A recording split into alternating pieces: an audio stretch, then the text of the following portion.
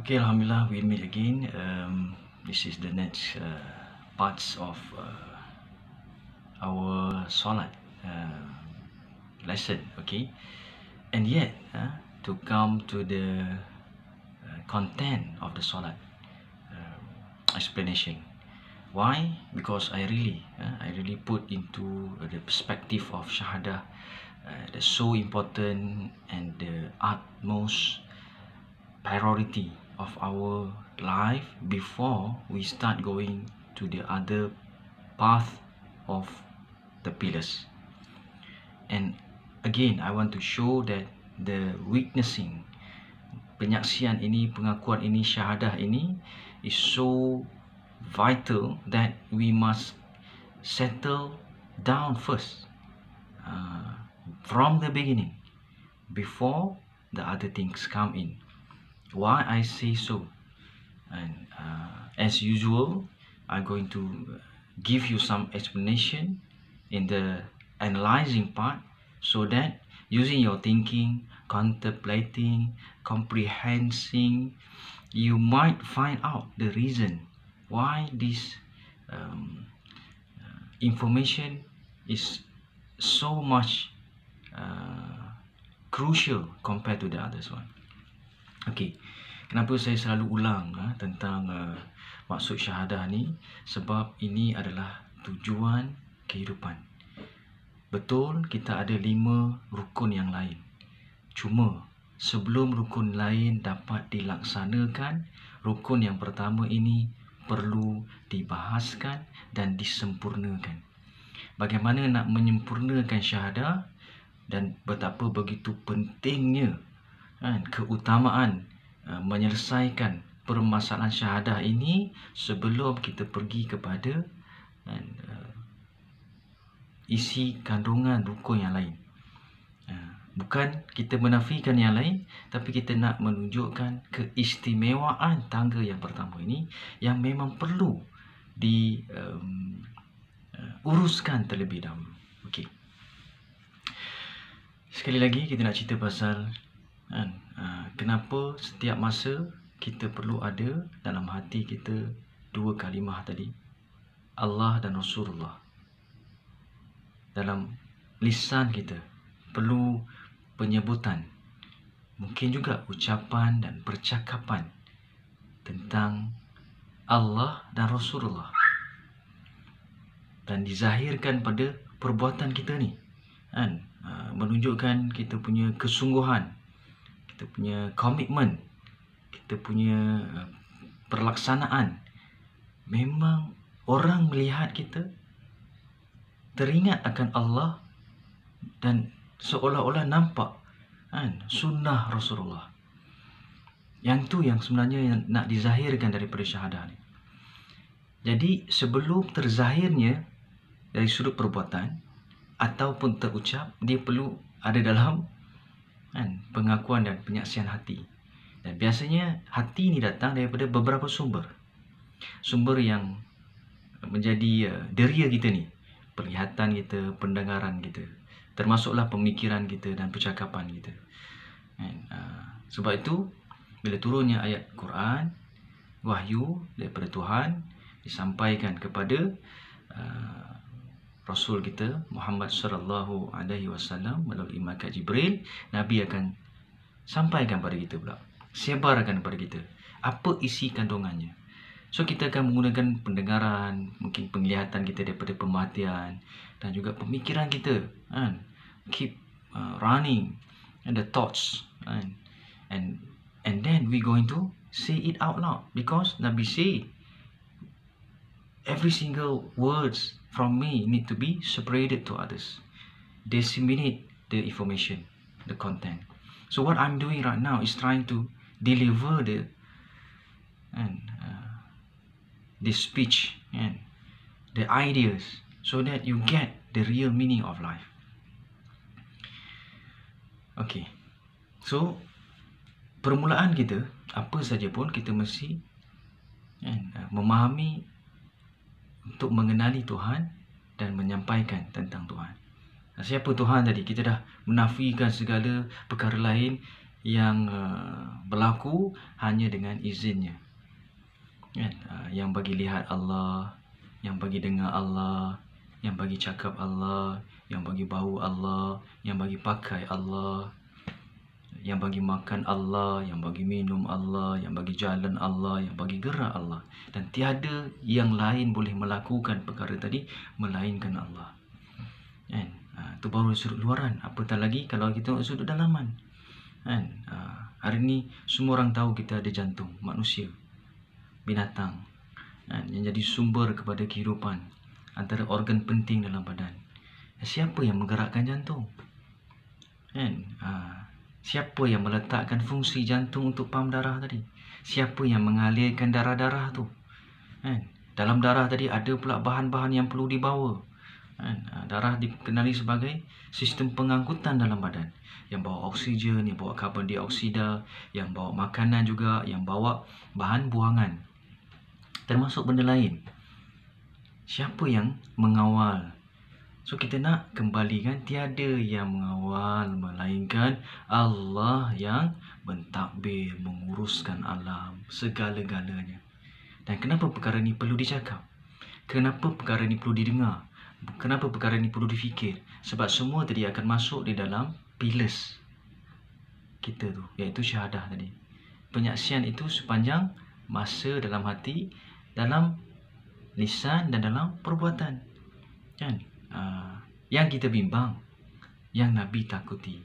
Andai kata kita terlepas perkara ni, kan, kita utamakan perkara lain, tapi di hujung kalam kita, di hujung hayat kita, nafas terakhir kita gagal untuk menyebut syahadah. Kerana yang berjaya sebut syahadah pada lafaz yang terakhir sebelum nyawa itu, kan, dikembalikan kepada Tuhan, adalah mereka yang mempunyai syahadah dalam 3 perkara elemen tadi. It need to be in that 3 element, 3 parts of our body, words, mouth and heart. Okay. Dan macam mana nak pastikan perkara ini berlaku? Kita kena sentiasa mencari siapa Allah, siapa Rasulullah. So macam mana nak cari siapa Allah tadi? Quran dah beritahu. Sebab tu bila kita buka Quran, kan, kita baca, kita memahami maksud dia. Kan, antara perkara awal yang boleh kita mudah untuk kita study ialah mungkin kita baca surah Fatihah contohnya. Kan, kalau kita baca Bismillah itu sendiri. Bismillahirrahmanirrahim. Dengan nama Allah, Maha Pengasih, Maha Penyayang. Macam mana nak kenal Allah sebagai zat yang Maha Pengasih dan Maha Penyayang? Macam mana kasih sayang Tuhan ni? Kan? Macam mana nak menggambarkan sifat itu supaya kita faham? Dan bila kita faham, kita dapat hayati. Dapat hayati, tertanamlah Allah dalam iman kita ni. Kan? Dan kita nak mengeluarkan perkara lain selain daripada Allah dalam hati kita. Kebergantungan tadi. Sebab tu dalam surah Al-Ikhlas, Qul huwallahu ahad, Allahu samad. Bila Allah sebut, katakan Allah itu satu, esa. Allahu samad, yang menjadi sandaran, tumpuan manusia. Kita nak mengeluarkan rasa kita kepada makhluk dan meletakkan rasa kita kepada Khalik.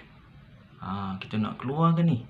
Kita punya rasa kebergantungan, permintaan kita, pengharapan kita kepada perkara sekeliling kita ni, yang kita nampak memberi impact pada hidup kita.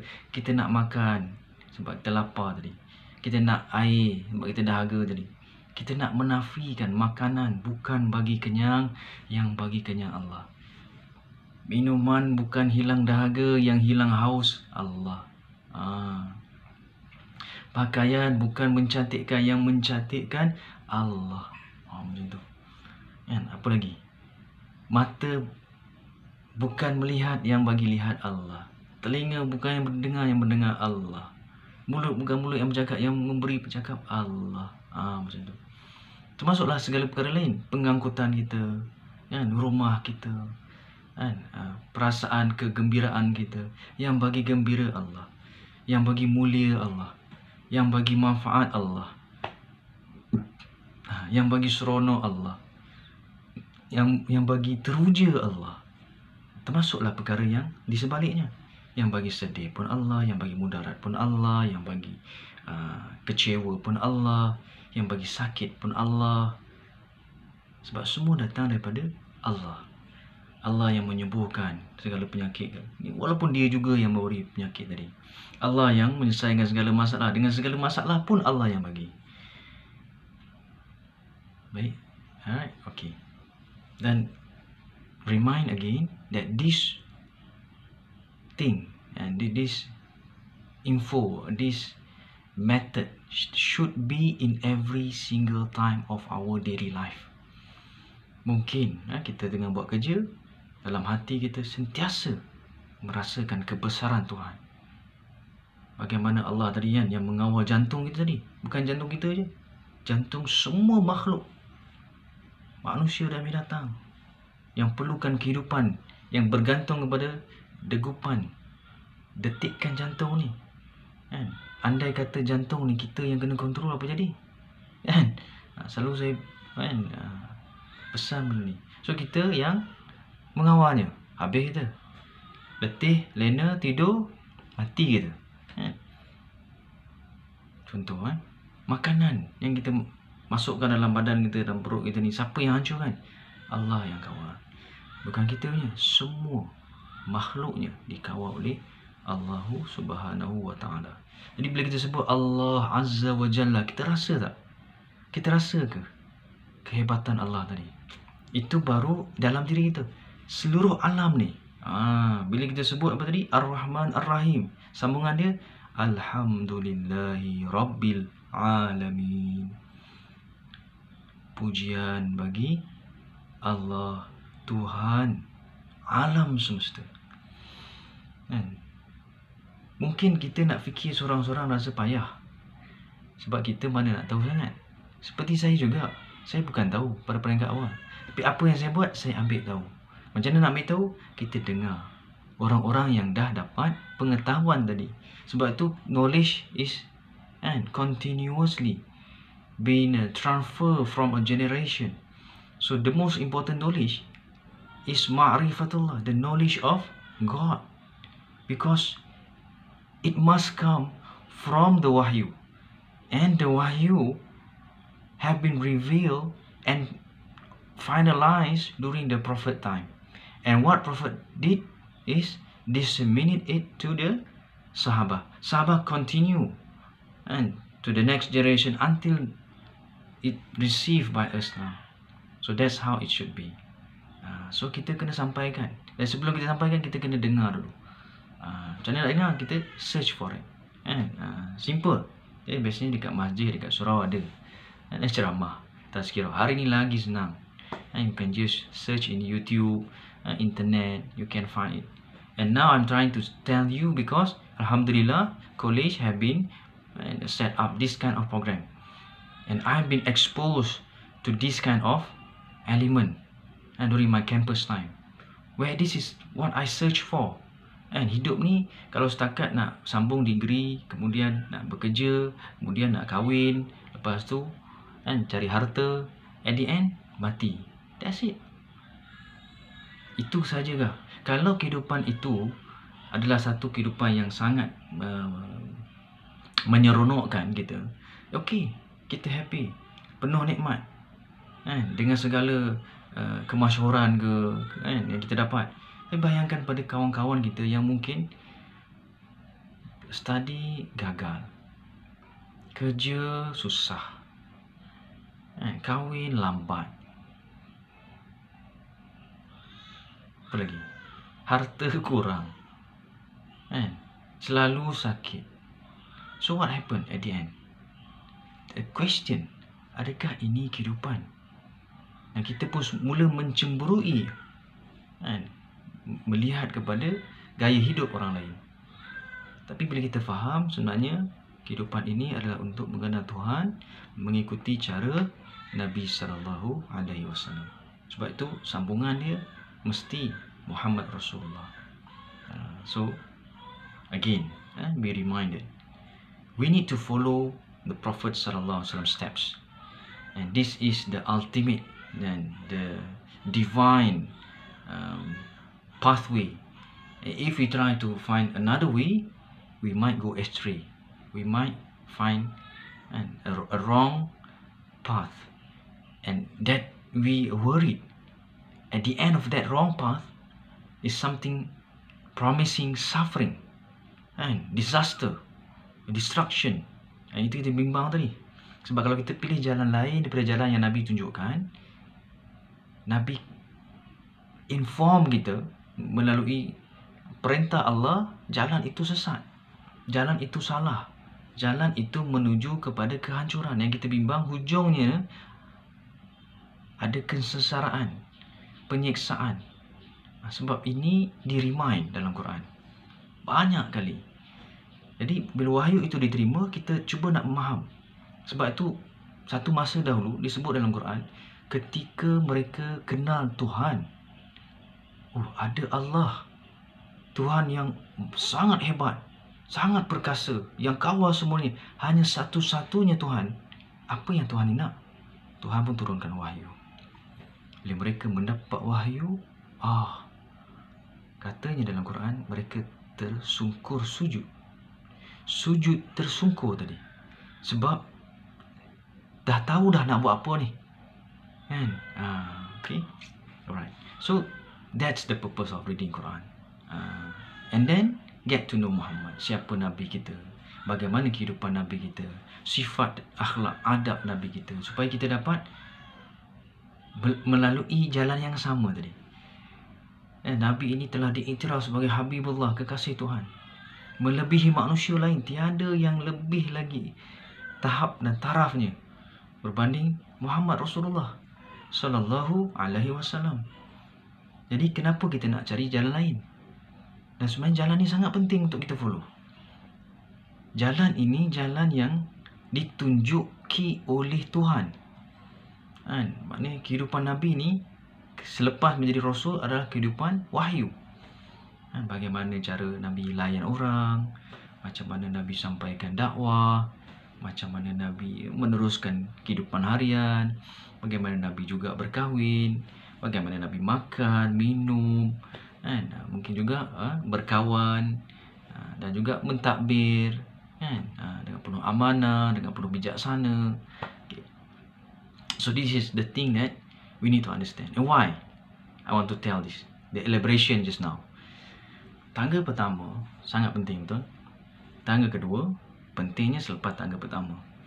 Nak bagi tahu betapa pentingnya tangga pertama berbanding tangga kedua yang juga penting, kita nak tengok sejarah. Ketika Nabi SAW menerima wahyu yang pertama, Iqra' bismi rabbikal ladzi khalaq, banyak kali kita explain, and keep on explaining, keep on searching, keep on studying, and the creation, get to know the creator, mengkaji tentang makhluk untuk mengenali Khaliq tadi. Okay. Pada usia Nabi 40 tahun di Gua Hira, Nabi pun turun selepas menerima wahyu tadi. Katanya telah diselimut oleh isterinya Siti Khadijah. Turun wahyu kedua. Ya ayyuhal muddathir, kum fa'anzir, wa rabbuka fakabbir. Sampai katanya ayat ke-7. Allah terus minta Nabi, wahai orang yang berselimut, bangun. Kum fa'anzir, bangun dan beri peringatan. Maknanya apa yang telah diturunkan tadi, terus sampaikan. Kalau kita terima wahyu tadi, kalau kita lah dilantik, dipilih untuk terima wahyu tadi, kita balik daripada Gua Hira, kita tidur, apa jadi pada wahyu tu? Habis. Takat tu lah. Tapi nak bagi tahu masa yang tinggal kena dihabiskan dengan menyampaikan tadi. Tell others. Ini perkara yang utama daripada Tuhan, bukan perkara main-main. Ada rehat, mungkin juga masa rehat terpaksa disingkatkan, terpaksa disempitkan untuk bagi keluasan dan peluang kepada masa dakwah tadi, dakwah menyampaikan tadi. Masa tersebut, masa memberitahu manusia. Kan? Kum fanzir wa rabbuka fakabir. Tuhan kamu besarkan. Sebab tu kita tengok Tuhan belum sebut nama Allah lagi. Tuhan belum perkenalkan namanya, tapi Tuhan bagi tahu sifatnya. Sifatnya sebagai pencipta, sifatnya yang maha mulia. Sebab kita kenal dia, kita memahami penciptaan dia, hebatnya dia sebagai pencipta tadi, kemudian besarkan dia. Dalam kehidupan kita, utamakan dia. Allahu Akbar. Kan? Jadi kalau kebesaran Allah masuk dalam jiwa kita, maka segala kebesaran lain akan keluar daripada jiwa kita, daripada hati kita. Kadang-kadang sebab banyak sangat perkara dunia ataupun perkara yang penuh dalam jiwa kita ni yang kita besarkan. Mungkin kita besarkan apa? TV kita ke, kita besarkan karier kita ke. Bukan salah, tapi ada perkara-perkara kadang kita mengikut keinginan nafsu kita. Jadi kita besarkan perkara tadi, apa jadi? Kita tertinggal kebesaran Tuhan. Tapi kalau masuk kebesaran Tuhan dalam hati kita, kita telah mengeluarkan kebesaran lain dalam jiwa kita ni, maka kita akan utamakan Tuhan. Okay. So Nabi pun sampaikan, tangga kedua ialah tangga solat yang kita nak bincang ni. Dan tangga solat, bilakah diperintahkan? Tangga pertama syahadah bermula ketika wahyu. Maknanya kena kenal Allah dan kena yakin Nabi itu pesuruh Allah. Waktu Nabi sampaikan kepada manusia, Allah Tuhan satu. Sampai jumpa Bilal pun sama, Allahu Ahad. Nak sampaikan pada manusia, berhala ni bukan Tuhan, Tuhannya Allah. Macam tu. Segala perkara lain ni bukan Tuhan, hanya satu Tuhan, iaitu Tuhan Allah. Aku pesuruh Allah, penerima wahyu yang menyampaikan wahyu. Jadi follow aku, macam tu. Nak bagi tahu pentingnya perkara tadi ni, syahadah ini, nak bandingkan dengan perkara solat tadi. Solat bila dibuat kajian, kan? Bila turun solat? Kan? So dekat sini saya nak, sebelum kita sambung solat ni, semua search dulu, kan? Bila solat diwahyukan? Bila perintah solat datang? Jangka masa itu sangat utama untuk kita faham betapa pentingnya penurunan wahyu tadi, perintah tadi, dan susunan rukun tadi, yang kembali kepada keutamaan setiap rukun tu. Yang mana yang sangat utama? Kita dah tahu dah yang utama, tapi nak faham lagi, memang yang pertama ini sangat utama. Macam mana nak faham tu? Tengok sejarah penurunan perintah solat. Bila diwahyukan solat? Adakah selepas Gua Hira tadi? Kan? Okay. So I hope you keep on searching on that. Okay. For those who already search, I'm going to continue explaining to you, and that's the time frame from the first pillars with the second pillars. Ulama pun buat kajian,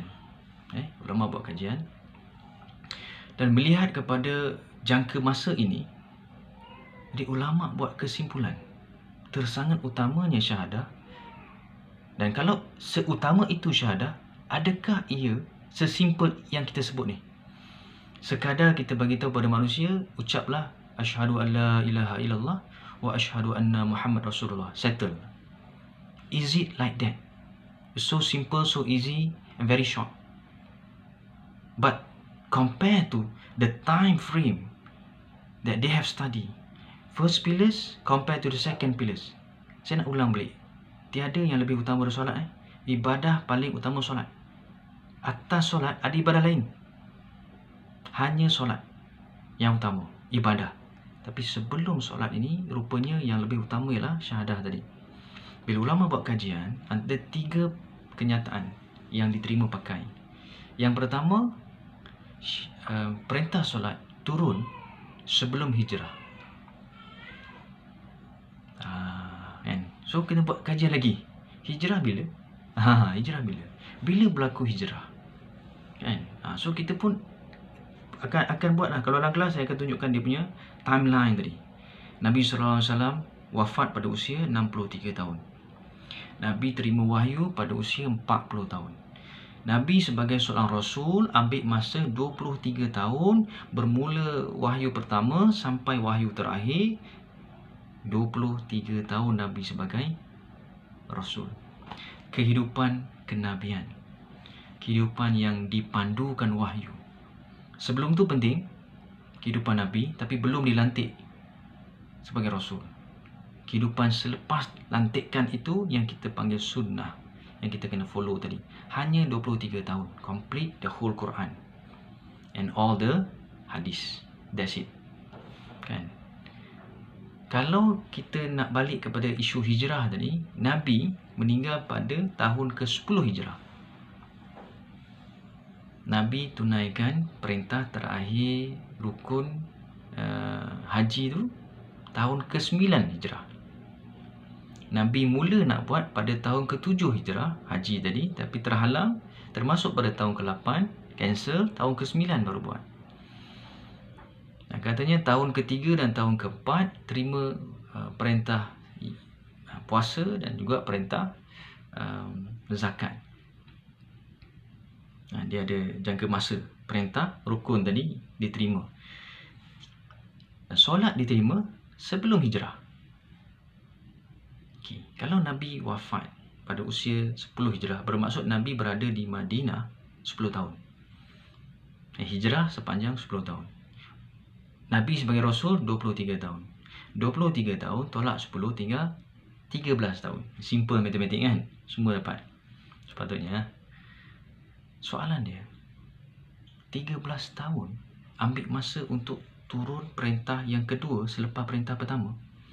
Sedangkan perintah kedua nak diturunkan perintah ketiga, perintah keempat dan kelima tadi dalam jangka masa 10 tahun je. Lagi pendek daripada jangka masa perintah pertama dan kedua. Do you get it? Kan? Wahyu pertama, perintah syahadah dengan perintah solat 13 tahun. Balance lagi 10 tahun tu, semua perintah yang lain. Allah nak bagi tahu sesuatu. Ulama buat kajian. This is something that we need to analyze. Inilah yang saya nak bagi tahu. Yang saya kata kena analyze, contemplate ni, renungkan. Dan saya bukan dapat kerana saya renung sendiri. Saya pun dapat hasil renungan ulama yang lain yang lampau, sehingga hari ni saya faham. Oh, betul lah. Patutlah hari ni bila kita solat, kadang-kadang kita rasa kosong. Bila kita puasa, kita rasa lapar, letih. Apa ni? Perintah ni. Peliknya. Bila kita keluar zakat, alamak, kita yang kumpul harta, kenapa kita nak bagi ke orang? Rupa-rupanya kita terlepas syahadah tadi. Kita terlepas nak kenal Allah. Kita juga mungkin terabai perintah untuk kenal Rasulullah. So, hari ini, from this moment, come back to the first pillars so that we could understand that the next pillars would be very easy if we know and we complete the first one. If we identify the importance of the first pillars, get to know Allah and Rasulullah. Who is Allah? Allah lah yang menjadikan siang dan malam. Allah lah yang menjadikan segala cakrawala. Allah yang menjadikan apa yang ada di langit, di bumi, di dalamnya, dan segala benda di bawah penguasaan Allah. Oh, okay. Dan kehidupan cara Rasulullah. Lemah lembut, sopan santun, bercakap dengan hikmah, kan? Mengelakkan daripada perbalahan, menjauhkan perkara yang kezaliman, menunjukkan keadilan, dan menggunakan pemikiran, menggunakan pendekatan yang sesuai dengan manusia, kan? Sebab manusia pelbagai ragam, kan? Jadi kita nak kena ikut dan turutan. So syahadah tadi 13 tahun. Dan berapa ramai juga sahabat-sahabat yang telah meninggal dalam jangka waktu 13 tahun tanpa lakukan solat. Sekali lagi, bukan bermaksud saya nak merendahkan solat, bukan.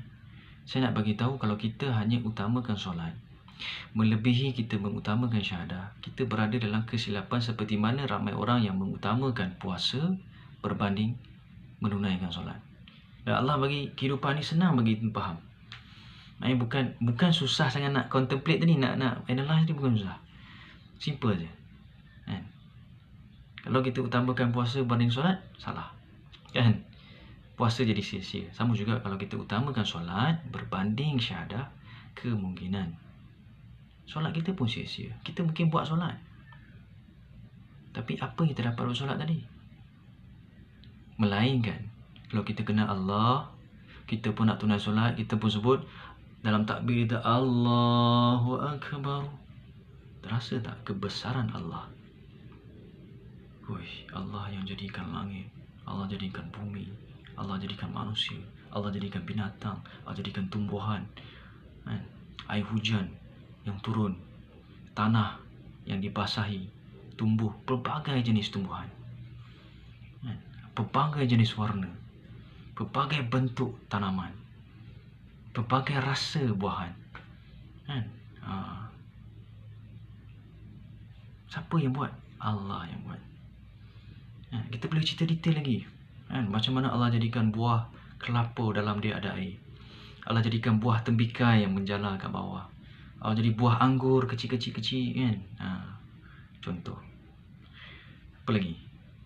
Allah jadikan ada daun yang besar, ada daun yang halus, ada daun yang panjang-panjang, ada daun kecil-kecil bulat-bulat. Allah jadikan. Allah jadikan warna bunga merah, ada warna biru, ada warna kuning, ada macam matahari, contoh. Ada macam burung pun ada bunga. Siapa jadikan? Allah jadikan. Jadi begitu sebut Allahu Akbar, kita dapat rasa kebesaran Tuhan tadi. Barulah solat tadi bermanfaat pada kita. Tuhan bukan nak solat kita, kita yang perlukan solat kita. Tuhan perintahkan solat pada kita untuk kita. Macam tu.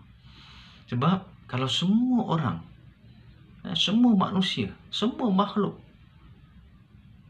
menduakan Tuhan, syirik kepada Allah, mengingkari perintah, Allah tetap Allah. Tuhan berada pada makamnya yang tertinggi. Sehingga kan kalau kita kumpulkan semua puji-puji bagi Tuhan, semua makhluk memuji, belum sampai makam yang sepatutnya dipuji lagi. Tinggi lagi pujian kepada Allah. Sebab dia Tuhan.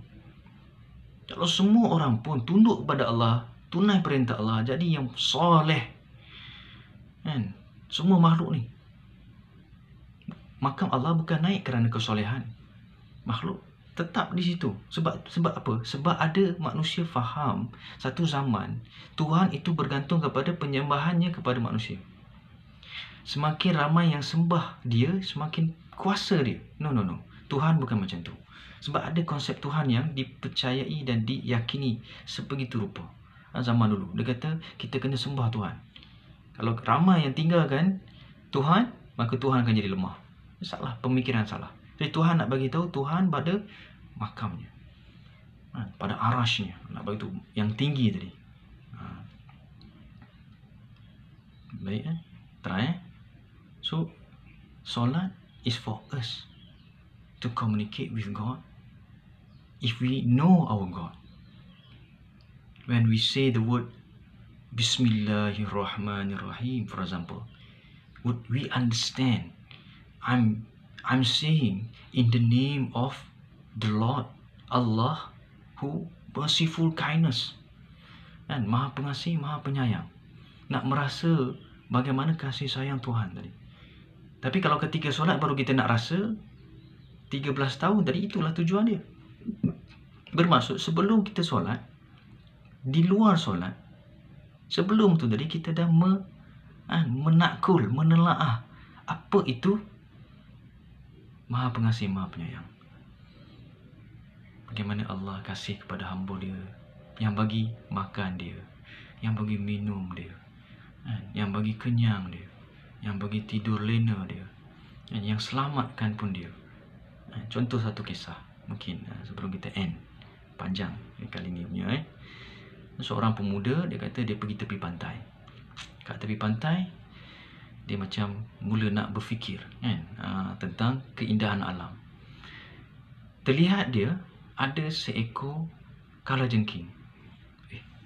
Kalajengking Okey lah, kita pun mungkin kalau kita pantai jumpa kalajengking, kita pun tengok je lah. Tapi yang pelik dia kata, ketika kalajengking itu berada di pesisiran pantai tu, dia menuju ke kawasan air tadi tu, air laut tu. Jadi air laut tadi dia nampak ada binatang lain yang menuju ke arah kalajengking tu, iaitu katak. Dan pemuda ni nak selamatkan katak tadi daripada terkena mungkin sengatan kalajengking. Tapi ketika sampainya katak tadi, kalajengking tadi dia naik atas katak, dia bukan sengat katak tu. Surprise. So perkara yang ajaib ini berlaku depan mata dia. Dia rasa dia kena follow ke mana kedua ekor katak dan kalajengking tu pergi. So dia pun cari jalan untuk follow.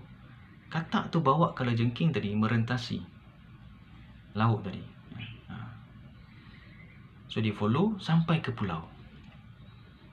Sampai ke pulau, katak tadi turunkan kalajengking, katak tu beredar. Kalajengking tu terus perjalanan ke dalam pulau. So pemuda ni pilih nak ikut kalajengking ke katak tadi. Sebabkan mungkin dia jumpa kalajengking dulu, so dia nak follow kalajengking dulu. Berbanding katak ni mungkin dah hilang dalam laut tu. So dia follow scorpion ni. Dan kelihatan scorpion ini menuju kepada seseorang yang berada di pulau tu yang tengah tidur. Dia pun tergerak sekali lagi dalam hati ni, apa ni? Mungkin kalajengking ni nak sengat ke? Kan? Okay. Dia pun nak kejutkan pemuda tu. Sebelum datangnya kalajengking tadi. Tapi sebelum dia nak kejutkan pula, dia nampak sebelah pemuda tu ada ular. Oh, ni binatang yang ketiga pula. Macam mana nak buat ni? Kata kalau dia kejutkan nanti, terperanjat, mungkin ular tu sempat patuk ke ataupun akan bagi ancaman kepada yang tengah tidur ni. Rupa-rupanya kalajengking tadi yang menuju kepada pemuda tu bukan ke arah pemuda tu, tapi ke arah binatang sebelah pemuda tu, ular tu. Kan kelihatan seperti ular tu nak mematuk kepada pemuda yang tengah tidur tadi. So kalajengking tadi katanya mempertahankan pemuda tu tanpa pemuda tu sedar pun tempat tengah lena. Kan? Bayangkan. Berlawan antara dua tadi. Pemuda tu sedar, nahi, kata Urdu, Hindustan. Tidur lena. Malam tadi tidur lena. Berapa malam dah tidur lena je. Ada kita tahu perkara-perkara ancaman di sekeliling kita. Siapa yang selamat dengan kita? Siapa yang melindungi kita? Ni kasih sayang Tuhan. Apa jadi pada dua ekor tadi? Lawan. Siapa menang? Katanya dua-dua mati. Satu mati kena belit, mungkin kena bisa juga. Satu lagi kena sengat, mati juga kena bisanya. Dan pemuda tu yang tengah tidur tiba-tiba bangun jaga tanpa mengetahui perkara yang telah berlaku di sebelah dia tadi. Sambung bekerja, tunaikan urusan dia. Pemuda yang lihat perkara itu berlaku, dia kata, Allah, di luar pengetahuan kita ni berapa banyak benda yang berlaku. Itu yang ada kaitan kita, yang langsung tak ada mungkin. Dalam lautan yang luas tadi, di hujung-hujung dunia sana, setinggi-tinggi langit, apa yang berlaku? Semuanya di bawah penguasaan, keperkasaan Tuhan.